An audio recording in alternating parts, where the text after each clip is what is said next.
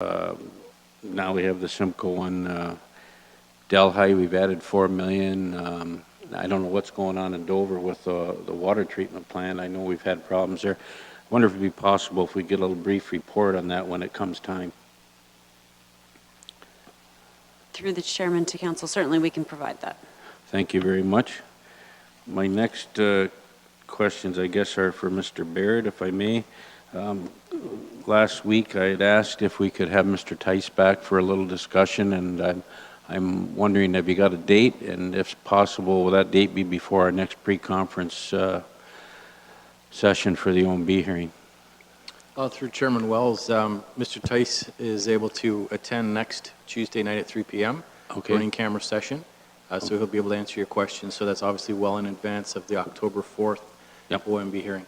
Okay, and my last one, Mr. Chairman, is, and I know it's been discussed a few times, but the downtown revitalization issue, I guess I'll use the word, it seems to have gotten off the rails someplace along the line, and that's not just for Simcoe. I mean, that was Delhi, Waterford, all Dover, everything. But I'm just wondering where we're going with that. Are we going to resurrect that for the capital budget with some ideas of where we might go, Mr. Baird? Through the chair, we continue to have good dialogue with the South Coast Business Coalition. Okay. We know they're going through some structural changes. There's going to be some announcements, I understand, in the next few weeks about some changes. We have, or will be making provisions in the 2018 budget to do some sort of partnership arrangement or something to leverage perhaps something through the RED program, through OMAFRA. So at least a placeholder there. And as we go forward, council will certainly be updated by that group and by staff with some strategies we intend to move forward with. So at that point, there will be more discussion on that as we go through the operating capital budgets in the days ahead. Thank you. Is that it? Okay, thank you very much. This side wants to talk a lot. We'll go over to this side. Councillor Oliver. Thank you, Mr. Chairman. I just have one thing to bring forward under other business this evening. As I think all of council knows, our Recreation Facilities Subcommittee tried to host its first meeting last evening in Waterford, and we were, I think I would say, pleasantly surprised, both the committee members and other councillors and the mayor and staff who were in attendance, pleasantly surprised by the very large turnout that took place. In fact, such a large turnout that we were unable to proceed with the meeting, and everyone agreed that we would reconvene the meeting at a later date. And I can advise this afternoon, I hope the Deputy Clerk is giving me permission, it's on an email that I just got from the clerk a moment ago, or a little while ago, that meeting has been rescheduled for next Thursday, that is September the 28th.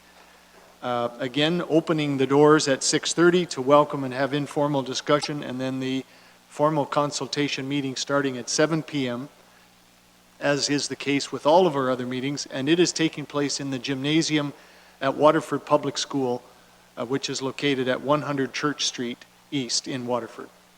So again, I apologize to those that did attend on behalf of the committee and staff that we had such a large turnout and our venue was not able to accommodate them all safely, and we hope that everyone's able to come back next Thursday and provide their comments.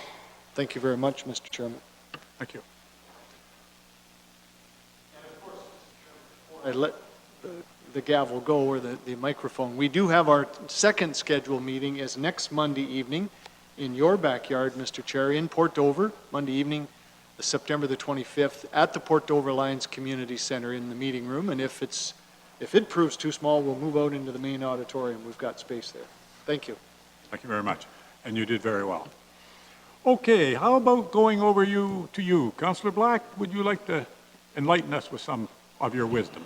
Unfortunately, I won't be able to be there at that meeting. I've got another commitment, and I guess I'm sure you'll do a good job without me. But on that same topic, I'm just wondering, and I've communicated with Andy on this issue. Last night I did have a few people approached me about the Simcoe venue being here, and they pointed out a number of things that they thought that this was too small. And I know there's an overflow, but I wondered if maybe we should be relocating it to someplace like the Simcoe Legion on that same night, and I have done some investigation. It is available, and it's reasonable rate, about 3 hours. It's wheelchair accessible. It'll hold 265 people. I think capacity of this, and maybe back there is something like 200, I think, or whatever it is. But like, it's an overflow. The seats are softer over there, not as hard as this. So I'm kind of hoping that maybe staff will reconsider that the venue from Simcoe. It's a couple of months off, so there is time to think about that. The other problem they had with here was the formality of it, that it's a formal setting versus the Legion or some other place that is more informal and more conducive to opening up and discussing things. So I'll leave that, I guess, with staff and with my fellow colleagues. Do have a question about the Queensway through you to Lee, and just to say, you know, I'm getting feedback on the Queensway. One individual is complaining to me about the beep, beep, beep backing up of the vehicles down at the south end when they were taking the shavings and, I guess, pulverizing them, complaining about the noise at 2 in the morning. I don't know if there's anything that can be done about that, but I do notice that I don't know why the beep beeps on the backup of these vehicles has to be so loud that it's, you know, people from far away hear it. But anyway, I just leave that with you. It was just a complaint I had. They did speak to staff who explained it.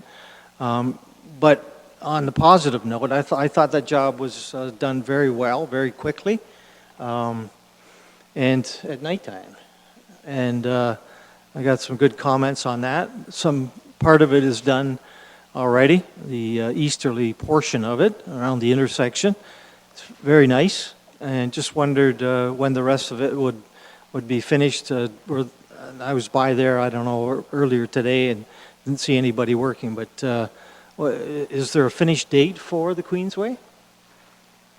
Through the chairman to council, they are working nights, which is why you're not seeing anybody on Okay. site during the day. They expect to, by Friday, be completed with the paving operations. Line painting will still be to come, and topsoiling and sodding and that sort of stuff, but the majority of the construction is expected to be completed by the day on Friday. Okay, and that's what I thought it was, and I think that's an excellent idea that we're doing that.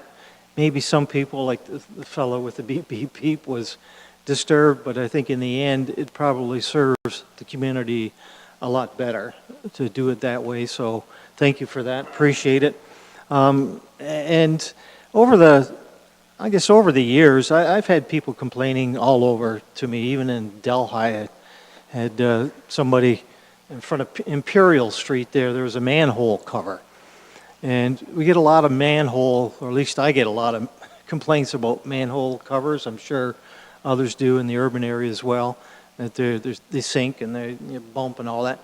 I have been to some of the AMO conferences where, or some of the conferences, whether it was AMO or Roma or whatever it was, where they show these rings that you can cut out and you place a rubber ring around it. So I just wondered through you to Lee, if Norfolk County has some kind of a program where we deal with some of these more severe manhole covers in a more proactive way rather than waiting for a total road construction.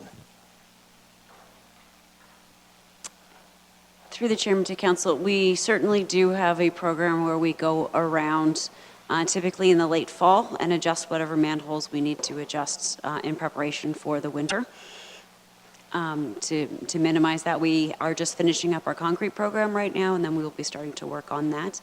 You will note that the manholes that we're using on places like the Queensway are the concrete collared manholes. By placing the concrete in the collar around it, it minimizes that occurring in the future for some more heavily traveled roads.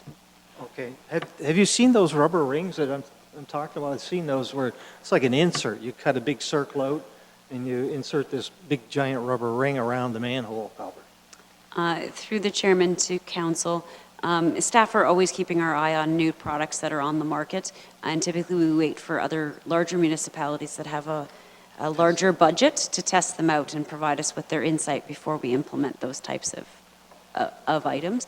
We haven't seen sufficient test results from other municipalities to see whether or not we should proceed with that type of material at this time. Okay.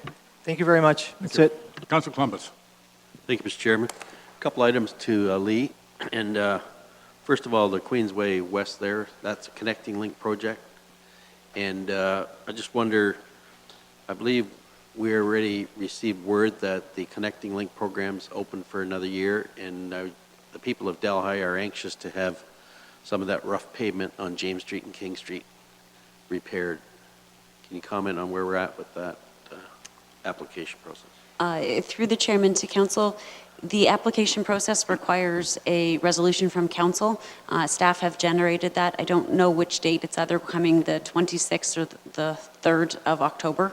26th of September, the 23rd or the 3rd of October, to get the resolution from council so that staff can proceed to submit that application. Okay, good. I'll just wait until you finish this. Well, I've got another issue, so, Different issue? yes. You may ask a question. Just on the same issue, do we have, I know there's a small portion at Davis Street and Simcoe to the end of the 4 lanes, I believe, is connecting link. Are we considering that? And are there any other areas in Norfolk County, like number 6 Highway in Dover, or is there any other areas that we're in need of connecting up with connecting link? Through the chairman to council, that is the purpose of the report, is to discuss the various options and where staff are recommending that we proceed, but the other options are included in that report as well. All right. Thank you. Okay, Thanks. you're welcome. Councillor Columbus, continue then, please. The other one, I've been getting questions from people asking about the property in front of the OPP station that has the fence around it and equipment still sitting there. Is that equipment doing something, or is it just being stored there? Through the chairman to council, it is functioning. It is continuing to make sure that the water that is being put back in is being cleaned. As you're aware, we still have some issues with the contamination on the garage property. And as such, we have to ensure that the water going through that system is clean. Okay, thank you. Thank you. Councillor Geisens, please. Thank you very much, Mr. Chair. I just have one item that I want to, I said I would do it last week, and I'm going to do it again, that the North Walsingham Agricultural Fair starts at 11 o'clock with the parade, so I hope to see everybody there. And I got to tell you, no bathing suits because it'll be a hot one, but I would suggest you dress cool, let's put it that way. So hope to see you all there, and you can try and drive some nails if you really want to. Well, that's what I said. I'm suggesting that's probably not a good idea. Probably scare all the kids in Langton. Councillor Height, please. Thank you, Chairman Wells. In our information package, we received a residential set-out survey with recycling over at Public Works. And we see here that 89.7% of the people that were spied upon, I guess, recycle. And I was wondering, during this spying process, did we also collect more data than that, like the number of garbage bags and such? Through the chairman to council, we do collect additional data while we're out there. However, we do not open garbage bags to determine the contents. No, I would hope not, but you do have more information from this. It was a student over 7 weeks? That's correct. Every summer we have that it's a brief tabletop exercise. It's not to ensure that we actually are having participation in our recycling program. So will we get more information on the number of garbage bags that they put out? Through the chairman to council, that wasn't the purpose of the study. We can certainly use that, but the intention was to see how many people are recycling, not how many people are generating how much garbage bags per household. So just so I'm clear, Mr. Chair, we sent a student out to look at all the recycling things and they didn't take the garbage bag count at the same time. Why wouldn't you? Through the chairman to council, that's not what I had reiterated, and I apologize if I wasn't clear. We acquired additional information. We haven't completed or tabulated it because it wasn't the purpose of what we were bringing forward to council this evening was to do. We use that information with respect to other things. We're always keeping an eye on how many garbage bags are being generated in the county. Okay, for me, that's very disappointing to hear. This was done on June 19th. I'm looking for a garbage reduction. $2.2 million it costs Norfolk County to truck it away. Through the chairman to council, again, the staff weren't instructed to provide a report about how many garbage bags were being brought forward. This is what council has historically asked us to provide, so this is what we provided. Should council wish to change our program, staff are more than happy to take that direction from council to do that. Okay, and then I guess I'm looking at the recycling thing that we have here because I spoke with some other people about why they don't use it. And I guess we have a big box and a small box. And if you put something wrong in the small box, they won't take it, is how I understand it's to work. So what if a household uses more of one kind than the other kind? So say, it says here, small boxes. Well, you put containers in the tall box, and you put papers and plastic bags in the small box. What if you have a whole bunch of water bottles and you fill both of those boxes, the garbage man looks at it and says, I'm not taking that? Through the chairman to council, I don't believe that is the case, nor has that been my personal experience. Where it becomes the experience of what it is that if you have the tall box and the small box, and if both are exactly the same and they're all full of water bottles, they will take both of them. That's not the problem. And it's not the container that you set it out. It's that people mix paper in with the water bottles, and that's what causes us the problems, and that's what causes it to be left there. There is no limit to the number of containers that you can place out there.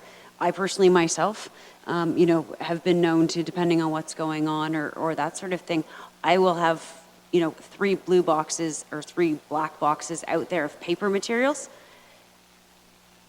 and only one of that. There's no limit to the number that you can put out. Where it becomes a problem is when people mix the 2 different types of material. You can put out as many as you want. You could use a cardboard box for recycling if that works for you too. Thank you. That's been my experience as well. They've been very good at taking some stuff. Now, on our collection guide, I know this is an older one. I don't know that it's updated, and this was one of the questions that I was asked too, is broken glass. So I pulled this out of my desk here, and it says, do ensure that any broken glass is placed in a sealed box labeled broken glass and put out with your garbage. On the page right below it, it says no broken glass or medical sharps. So what is the process for dealing with broken glass? And do you take dirty glasses back? Say you don't rinse out your ragu jar and they throw it in the recycling. Do you leave it or do you take it? Through the chairman to council, dealing with broken glass. Broken glass should not be placed in a recycling container because it poses a health hazard to those people doing the collections. Broken glass should be placed in a cardboard box labeled broken glass and put out with your garbage, and it will be picked up in that manner. With respect to containers, ideally containers should not be dirty. We do not want dirty containers being put out because it significantly increases our recycling costs. A lot of it can't be recycled. If that's the case, it gets automatically sorted and becomes just landfilled material. That's why we ask for that. If there is a single container in the box, 99% of the time the contractor will collect that. If there is an entire box set out there that is completely contaminated, they will not take an entire contaminated box because it actually costs the municipality additional funds. Okay, so the only thing I have a hard time explaining is don't take broken glass, but that the glass is thrown into the truck and smashes into the truck.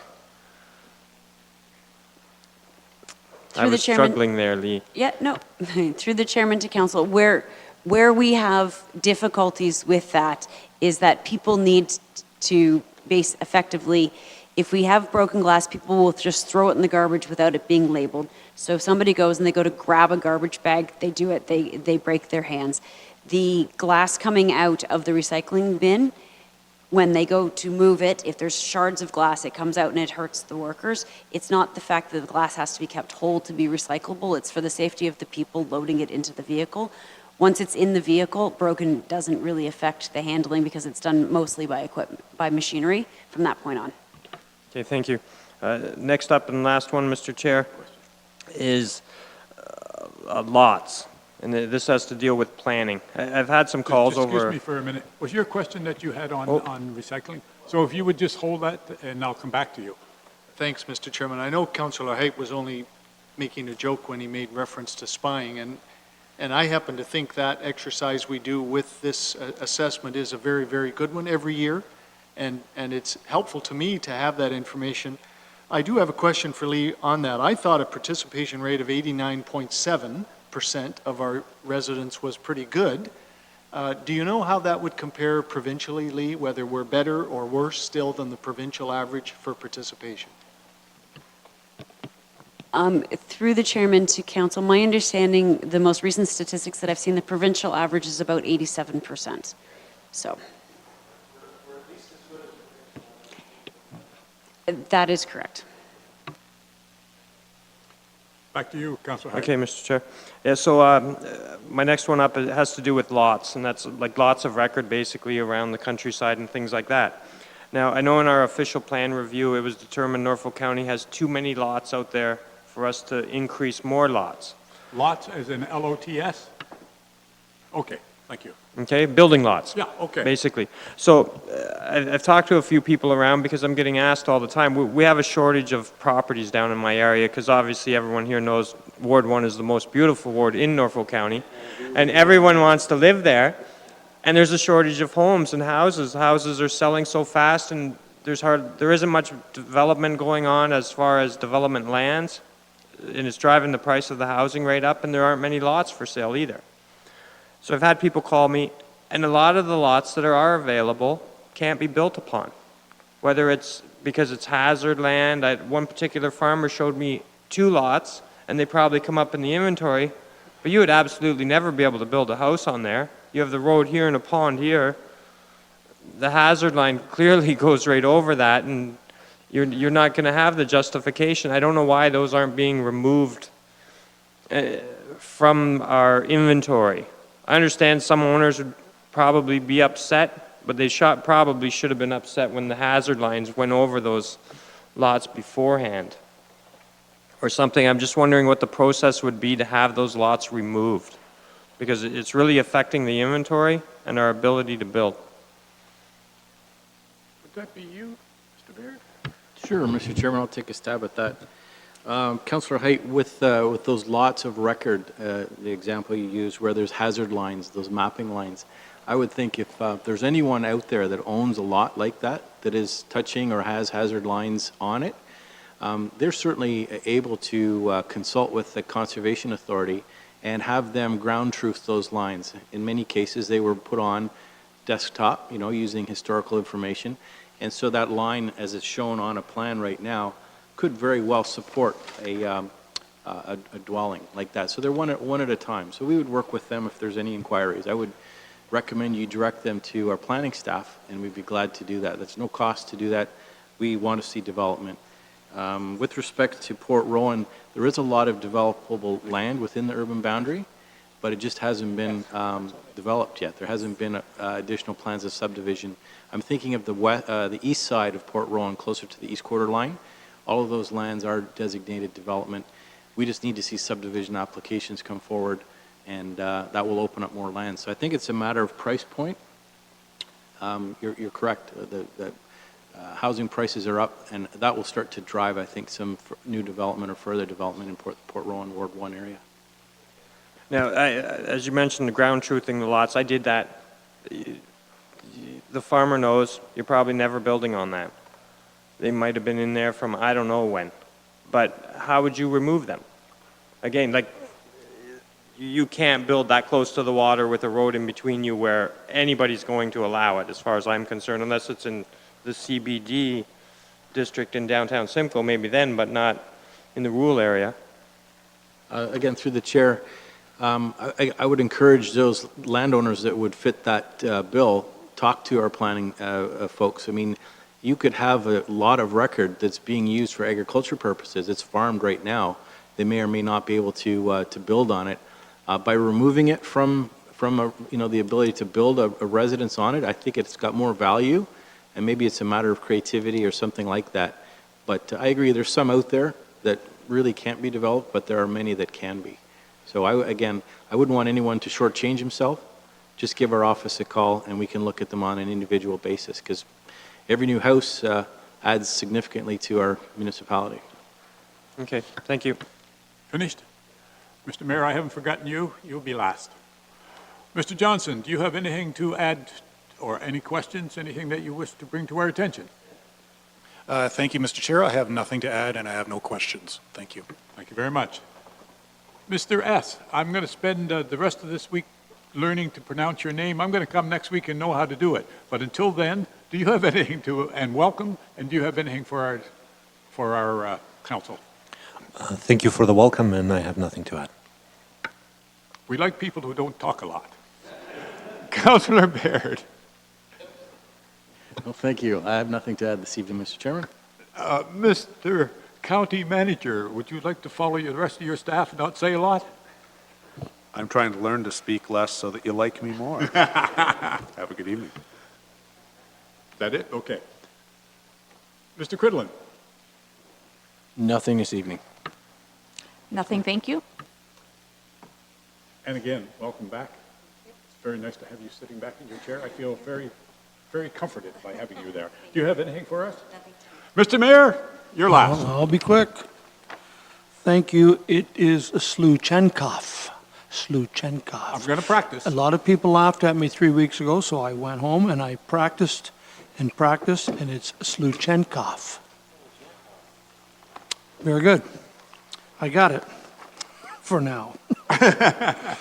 The pavement I wanted to comment on is Councillor Black, that has started last night on number 3 Queensway West. I think they're doing a fabulous job. Nice thick layer of pavement. I got out of the car this morning and looked at it. And you know, Mr. Chair, I get complaints all the time about noise from construction of roads, from paving in the evening, and even from development and subdivision. Construction is dirty business. The wind does blow, and noise can be heard. The good news is it doesn't go on year-round. I don't know when Queensway was last paved. I'm guessing 30 years ago, maybe longer. But this will be there for a long time. Can you imagine if we were paving this in the daytime with the traffic that travels on Queensway? And we heard tonight the contractor should have it wrapped up by Friday. 4 nights out of there. Beautiful job. So I know it's not fun, sometimes noise and dirt, but we don't live in a perfect world, do we? Only if you live in Dover. I want to say that next Tuesday I am going to proceed, I guess, to be put in jail or the back of a police car for the morning to help celebrate the United Way kickoff for the new season. I want to thank those that are donating generously money to the cause. It's very much appreciated. I'm not good at asking people for money, as you know, and many of you have been very supportive, and I'll continue to get what I can in the next week. So I want to say thank you. In last item, information package, last page, 16, staff has done again as asked. They would bring forward an estimate on the, I guess I'll call them drowning prevention signs that were discussed here. Some people have raised concerns. Mr. Chairman, I guess I would ask you, certainly we're well aware that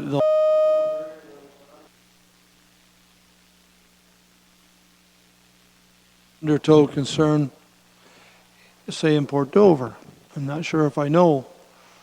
To the best of my knowledge, there is not an under. And someone raised an issue wondering if we are alarming the public when we shouldn't be, because Swimming safety is everybody's concern, whether it's a backyard pool, whether it's Port Dover, wherever, as well as Turkey Point. I'm not saying for a moment that we should not do our due diligence, but I want to just, you had something to say, and then I'll just finish my last comment. They may be changing the sign that is going into Port Dover, so it does not say undertow. Okay, I'm glad to hear that. And in here, it says, on the last sentence, should council wish to proceed, Mr. Chair, with having these signs created, please advise the manager of support service and staff will complete the work. I don't know whether we are supposed to do that by a motion of council. I'll leave that up in the air. I have nothing against signs, but we can have a sign warning people of every danger that there is.